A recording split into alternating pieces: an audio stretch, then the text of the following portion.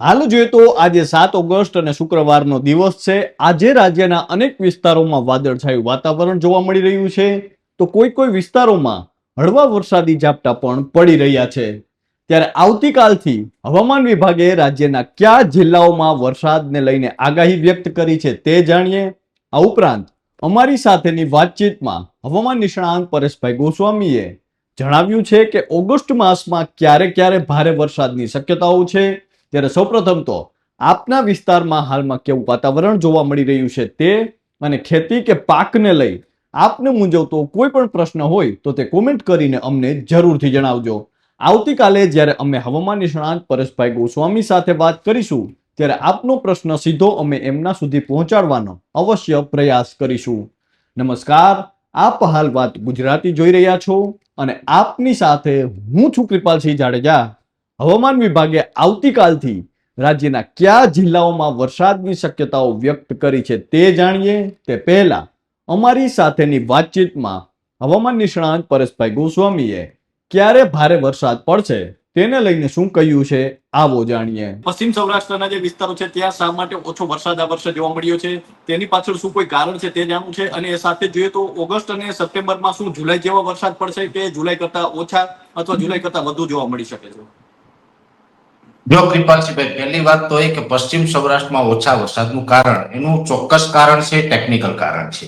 આપણે એક સિસ્ટમ છે અરબ સાગરમાં બની હતી જે દક્ષિણ સૌરાષ્ટ્ર અને જે કંઈ આપણે જુલાઈના પ્રથમ અઠવાડિયામાં દક્ષિણ ગુજરાતના ભાગોમાં અતિવૃષ્ટિ જેવા વરસાદ વરસ્યા, એ પછી બે વખત સિસ્ટમ આવી, એમાં જે છેલ્લી સિસ્ટમ હતી એ બંગાળની ખાડીમાં ચાલે, પણ આ તમામ સિસ્ટમને પશ્ચિમ સૌરાષ્ટ્રમાં એ તરફ જવામાં પ્રોબ્લેમ આવ્યો।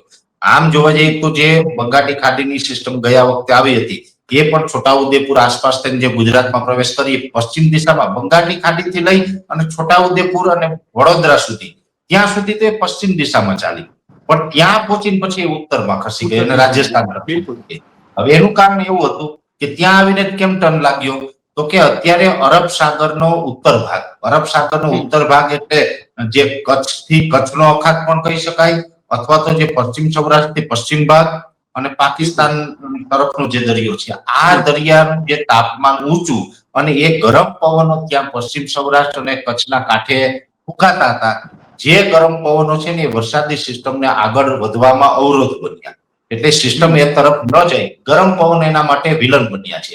એટલે એ જે ઉત્તરના જે અરબ સાગરના ભાગ છે ત્યાંથી ગરમ પવન આવતા હતા, એને કારણે આ વિસ્તાર છે પોરબંદર હોય, દ્વારકા હોય, જામનગરના અમુક વિસ્તાર હોય એ વરસાદથી વંચિત રહ્યા છે, ત્યાં સિસ્ટમ પહોંચી ન શકી।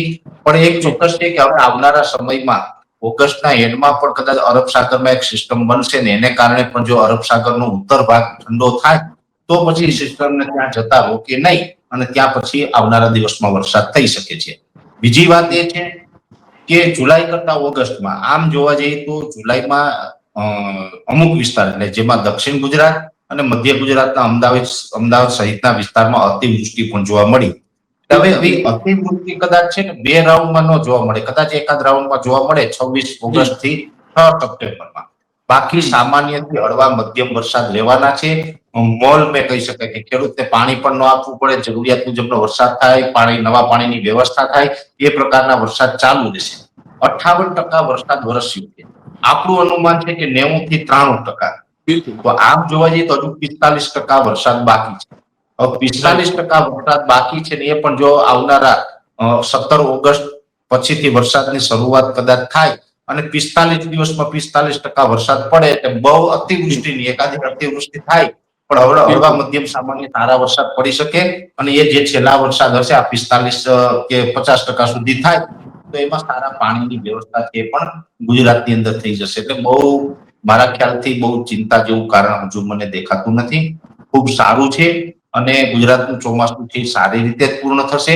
મહત્વનું એ પણ છે કે ધોધમાર વરસાદ પડીએ કૃપાલસિંહભાઈ, કે એક દિવસમાં 15 ઇંચ 20 ઇંચ આવો વરસાદ પડીએ તો આનાથી આપણે કઈ ફાયદો બહુ નથી થવાનો, નુકસાન થવાનું છે। ધીમે ધીમે લાંબો સમય સુધી 8 દિવસ સુધી ધીમી ધારે વરસાદ વરસે ને તો એ તમામ પાણી છે ને જમીનમાં ઉતરે, અને તમામ પાણી જમીનમાં ઉતરે તો જમીનના તળ ઊંચા આવે, તો આપણે આવનારા સમયમાં પાણીની સમસ્યા સોલ્વ થાય। એટલે પાણીની સમસ્યા સોલ્વ થાય એ પ્રકારના વરસાદ થવાના છે। ધીમી ધારે અને જમીનમાં પાણી ઉતરે એ પ્રકારનું થવાનું છે. એકંદરે ગુજરાત માટે સારા સંકેતો અત્યારથી મળી રહ્યા છે. એમાં પણ આઈઓટી પોઝિટિવ ટ્રેન્ડમાં હવે ધીમે ધીમે આવી રહ્યો છે. એ આપણા માટે ખૂબ સારા સમાચાર. જી, તો આ તો હતી હવામાન નિષ્ણાંત પરેશભાઈ ગોસ્વામીની આગાહી. હવે હવામાન વિભાગની આગાહી વિશે જો વાત કરીએ તો ગુજરાતમાં ફરીથી વરસાદનું જોર વધવાની શક્યતાઓ છે અને આગામી દિવસોમાં કેટલાક જિલ્લામાં વધારે વિસ્તારોની અંદર વરસાદ જોવા મળે એવી શક્યતાઓ છે. હવામાન વિભાગે આજે નવી આગાહી જાહેર કરતા જણાવ્યું છે કે આવતીકાલથી રાજ્યમાં ફરીથી વરસાદમાં થોડો વધારો થશે અને કેટલાક જિલ્લાઓમાં બંધ થઈ ગયેલો વરસાદ ફરીથી શરૂ થાય તેવી શક્યતાઓ છે. મહત્વનું છે કે જુલાઈ મહિના દરમિયાન રાજ્યના કેટલાક જિલ્લાઓમાં પૂર જેવી પરિસ્થિતિ જોવા મળી હતી, જ્યારે કેટલાક જિલ્લાઓમાં હજુ પણ પૂરતો વરસાદ નથી પડ્યો. હાલ ઉત્તર ભારત અને પૂર્વોત્તર ભારતમાં સારો એવો વરસાદ પડી રહ્યો છે અને ઉત્તર પ્રદેશની આસપાસ એક સાયક્લોનિક સર્ક્યુલેશન પણ બનેલું છે. આ સિસ્ટમ આગળ વધીને રાજસ્થાન પર આવે તેવી શક્યતાઓ સેવાઈ રહી છે. ગુજરાતમાં 8 ઓગસ્ટના રોજથી એટલે કે આવતીકાલથી ફરીથી વરસાદનું જોર વધવાની શક્યતાઓ છે, જે બાદ 3 દિવસ સુધી વધારે વિસ્તારોમાં વરસાદ જોવા મળે તેવું અનુમાન છે. તેથી 10 ઓગસ્ટ સુધી વરસાદમાં વધારો નોંધાશે, પરંતુ ભારેથી અતિ ભારે વરસાદ થવાની શક્યતાઓ નથી. માત્ર હળવોથી મધ્યમ પ્રકારનો વરસાદ જોવા મળે તેવી શક્યતાઓ છે.